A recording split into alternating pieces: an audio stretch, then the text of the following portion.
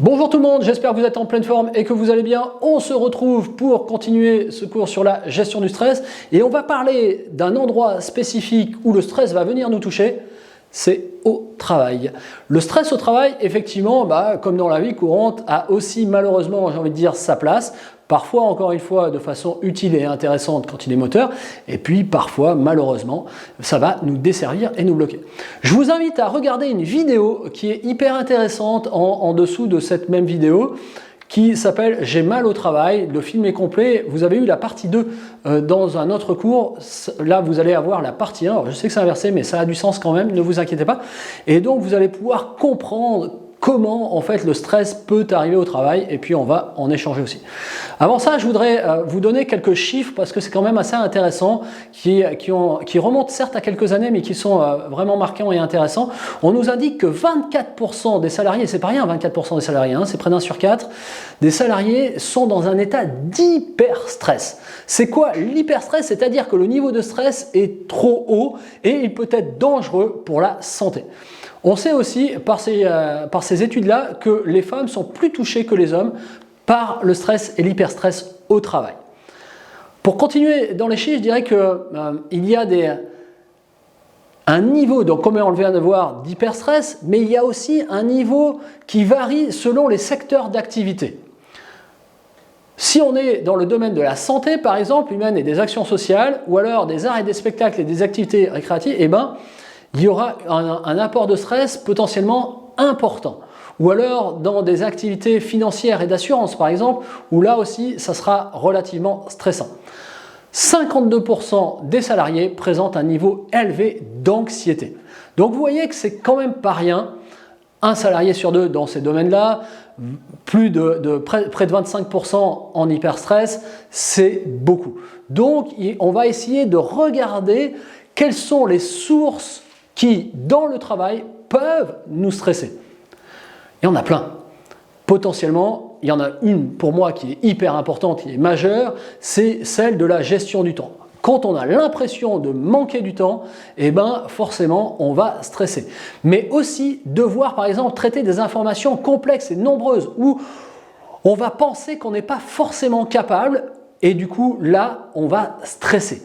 Et puis, il y en a plein d'autres, comme le manque de soutien moral au travail, par exemple, ou alors une mauvaise ambiance dans les bureaux ou sur notre lieu de travail. Encore être en contact avec des gens qui sont impolis, par exemple.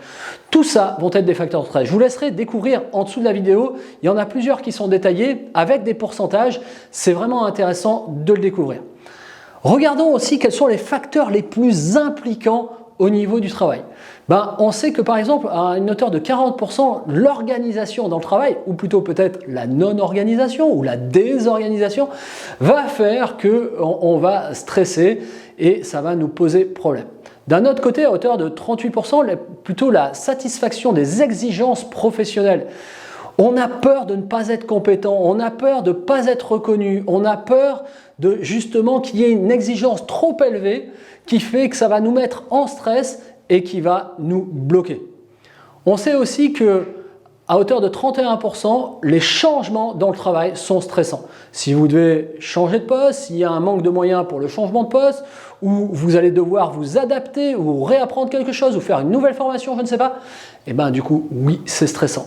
Tout comme les relations avec votre hiérarchie et vos collègues sont hyper importantes dans le stress qui peut arriver, parce qu'encore, vous comprenez bien que si vous êtes dans un bureau et que ça se passe bien et qu'il y a une bonne ambiance et qu'on rigole, c'est cool, tout va bien, mais par contre, s'il y a un manque de soutien, si l'entente n'est pas cordiale, si potentiellement il y a des gens qui sont impolis, du coup ça met une pression, c'est pas hyper intéressant et donc du coup on va stresser par rapport à ça et forcément ça va nous poser problème, nous limiter dans nos compétences et nous mettre dans un mal-être.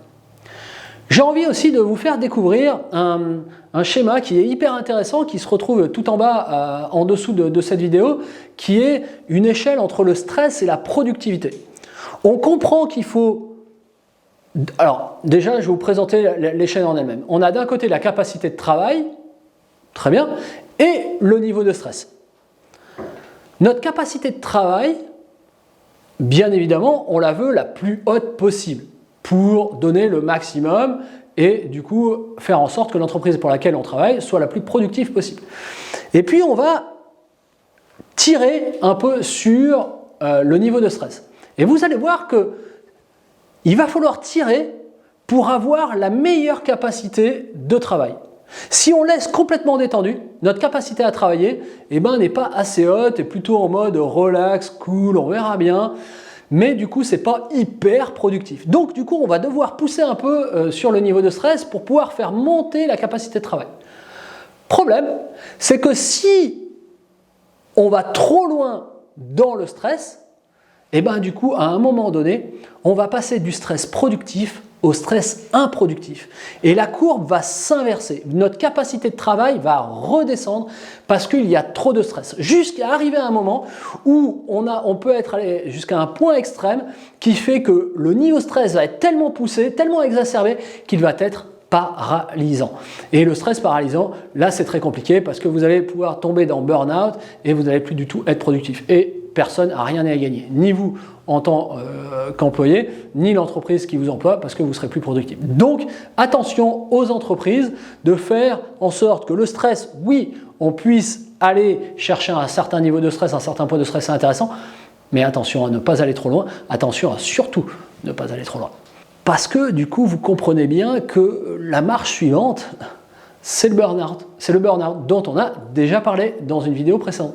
Et le burn-out, c'est quoi au fond? C'est ce syndrome d'épuisement professionnel, également donc désigné comme burn-out, qui est une fatigue profonde, une forme de désinvestissement de l'activité professionnelle, un sentiment d'échec profond et d'incompétence dans son travail.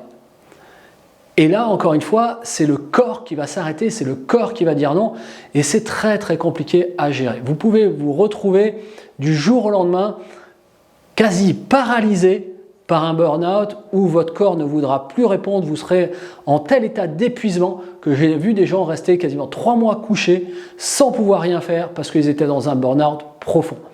Donc, il faut faire attention à ne pas tomber là-dedans. On verra par la suite comment. D'ici là, je vous souhaite une bonne fin de journée, peut-être à tout de suite pour la prochaine vidéo, ou peut-être à un autre jour.